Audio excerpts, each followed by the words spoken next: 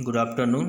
Welcome to online class CGPS। तो आज बच्चों हम जो है बजट के अवयव या अंग जो है अर्थशास्त्र का आज तीसरे भाग में देखेंगे।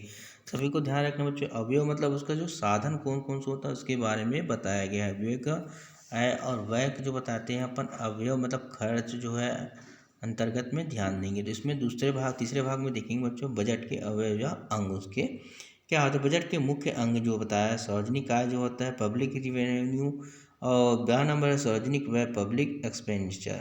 तो सबसे पहले देखेंगे पब्लिक आय जो रेवेन्यू होता है हमको प्राप्त होता है। जैसे सार्वजनिक आय से तात्पर्य सरकार की उन सभी मौद्रिक प्राप्तियों से होता है जो सरकारी व्यय के लिए आवश्यक, मतलब मौद्रिक मतलब मुद्रा के रूप में जो हमको प्राप्ति होता है। सार्वजनिक आय को दो भागों में बांटा जाता है। पहला चालू आय प्राप्त, मतलब जिस सालों में मतलब रेवेन्यू जो है रिसीव्ड होता है जिस समय में, जैसे कर आपको हर साल पटाना है, फीस, सरकारी उद्यमों की आय इत्यादि जो होता है चालू प्राप्ति। जैसे पूंजीगत दूसरा बताया गया, पूंजीगत प्राप्ति होता है कैपिटल रिसीव्ड, जैसे सार्वजनिक ऋण मतलब सबको दिया गया ऋण धीरे धीरे वापस होता है। उसके बाद सरकारी अनुदान, वो भी जो है पूंजीगत है। घाटे को वित्त जो होता है व्यवस्था आदि के अंतर्गत लागू किया जाता है। तो आइए बच्चों देखते हैं फर्स्ट नंबर में चालू आय प्राप्ति रेवेन्यू रिसिप्ट में। चालू आय प्राप्ति दो प्रकार की होती, कर या आय प्राप्ति जो इनकम टैक्स बोला जाता है बच्चों।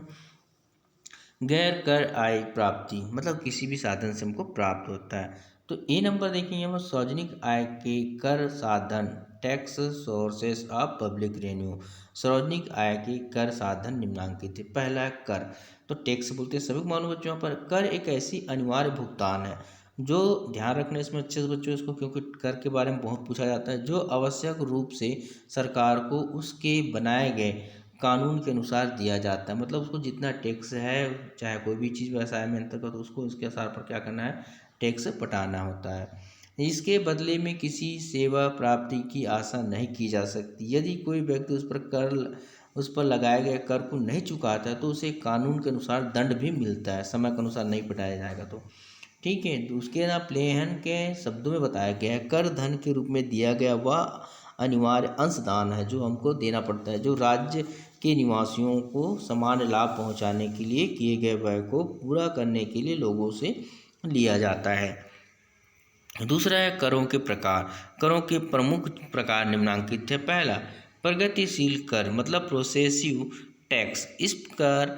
इस कर प्रणाली में आय बढ़ने के साथ साथ कर की दर भी बढ़ती जाती है। जितना तुम्हारा इनकम होगा बढ़ते जाएगा उतना तुम्हारा टैक्स भी बढ़ते जाए। डाल्टन के अनुसार बताया गया है प्रगतिशील करों में करदाता की आय जितनी अधिक होती है उतनी ही अधिक अनुपात में वे कर अदा करते हैं, क्योंकि समय जो आय के अनुसार बढ़ते जाते हैं। प्रगतिशील कर न्यायपूर्ण होती है। इनका वास्तविक भार जो है धनी व्यक्तियों पर अधिक तथा निर्धन पर कम पड़ता है, क्योंकि उनका आय जो है कम स्रोत होता है। आय भारत में आयकर प्रगतिशील रहता है हमेशा, है ना। दूसरा देखेंगे प्रतिगामी कर, है ना, रिग्रेसिव टैक्स। इनमें जो होता है कम आय वाले व्यक्ति पर कर अधिक दर से लगाया जाता है। इसमें क्या बोला, इसमें कम आय वाले व्यक्तियों पर कर अधिक दर से लगाया जाता है और अधिक आय वालों पर भी कर की दर अपेक्षाकृत उससे कम होती है। यह कर जो है अन्यायपूर्ण होता है। इनका वास्तव भार जो निर्धन व्यक्ति पर अधिक तथा धनी व्यक्ति पर कम पड़ता है, जो प्रगतिगामी है। और गतिशील जो होता है जो जितना कमाता है। अब प्रत्यक्ष कर डायरेक्ट टैक्स, इसको ध्यान रखना बच्चों क्योंकि कॉमर्स वाले इसके लिए बहुत ही बेस्ट चीज़ है ये। प्रत्येक कर वे कर होते हैं जिनका भुगतान एक ही बार में कर दिया जाता है तथा वे ही व्यक्ति उनका भुगतान कर सकते हैं जिन पर वह लगाया जाता है टैक्स, अर्थात उसके भार को दूसरे पर डाला नहीं जा सकता। ये होता है प्रत्यक्ष। डाल्टन के अनुसार जो बताया गया है प्रत्यक्ष कर वह कर जिसका भुगतान वास्तव में उसी व्यक्ति के द्वारा किया जाता है जिस पर यह कानूनी तौर से लगाया जाता है, जैसे आयकर, निगम कर, संपत्ति कर, मृत्यु कर, जो हर साल आपको भुगतान करना पड़ता है। अप्रत्यक्ष कर उसको बोलते हैं इनडायरेक्ट टैक्स। अप्रत्यक्ष कर वे कर होते हैं जिनका भुगतान दूसरे व्यक्तियों द्वारा टाला जा सकता है, मतलब दूसरे में डाल दिया जाता है। अर्थात अप्रत्यक्ष कर का कराघात किसी एक व्यक्ति पर पड़ता है जो कि कर के मौद्रिक भार को अन्य व्यक्तियों के कंधे पर डाल देते। उदाहरण के लिए बताया गया जैसे बिक्री कर, आयात निर्यात कर, उत्पादन कर आदि जो होता है, ताकि वो पटाया जा सके। तो डाल्टन के जो है अनुसार बताया। प्रत्यक्ष कर वे कर जो लगाए तो किसी एक व्यक्ति पर जाता है, किंतु उनका आंशिक या पूर्ण रूप से भुगतान किसी अन्य को करना। जैसे मैंने अपना माल को जो दूसरे को बेच रहा हूँ, उसमें जो टैक्स लगेगा वो सामने वाला पटाएगा बोलते हैं, क्योंकि वहाँ पर बेच डाला मैं करके। इस प्रकार से वो क्या है, दूसरे पर भार डाल देते हैं ना। अगला देखेंगे विशिष्ट मात्रा अनुसार कर, मतलब स्पेसिफिक है ना, स्पेसिफिक टैक्स, मतलब जब किसी वस्तु पर उसके वजन के अनुसार उसकी इकाई या आकार के अनुसार कर लगाया जाता है तब उसे विशिष्ट कर कहते हैं। ठीक है, इस कर का लाभ यह है कि यह सुविधाजनक और सरल होता है, किंतु इसका दोष यह है कि इसका प्रभाव देश के जो है धनी वर्ग पर कम और देश के निर्धन वर्ग पर अधिक पड़ता है। ये भी ठीक है, इसलिए यह कर अन्यायपूर्ण। पहला बताया था आपको, कौन सा वाला कर बताया था, जो वहाँ पर कर खाली है ना, प्रत्यक्ष कर के अंतर्गत, अप्रत्यक्ष कर के अंतर्गत भी ध्यान रखना है। तथा दूसरे दोष यह है कि इसमें करों की चोरी की संभावना होती है विशिष्ट मात्रा अनुसार में, है ना। अब हम देखें बच्चों यहाँ पर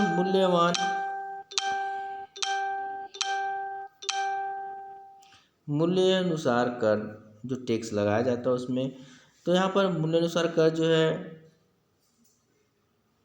एडवलोरेम टैक्स, जब किसी वस्तु पर उसके मूल्य के अनुसार कर लिया जाता है तब उसे मूल्य अनुसार कर कहा है। जैसे किसी वस्तु के मूल्य पर 10% दर से कर लगाया जाए तो यह मूल्य अनुसार कर होगा। विक्रय कर प्रायः जो है इसी प्रणाली से लगाया जाता है, जितना उसका है मूल्य उसी का, इसे यथा मूल्य कर भी कहा जाता है ना। अब आते हैं बच्चों यहाँ पर प्रत्यक्ष कर अप्रत्यक्ष कर में अंतर।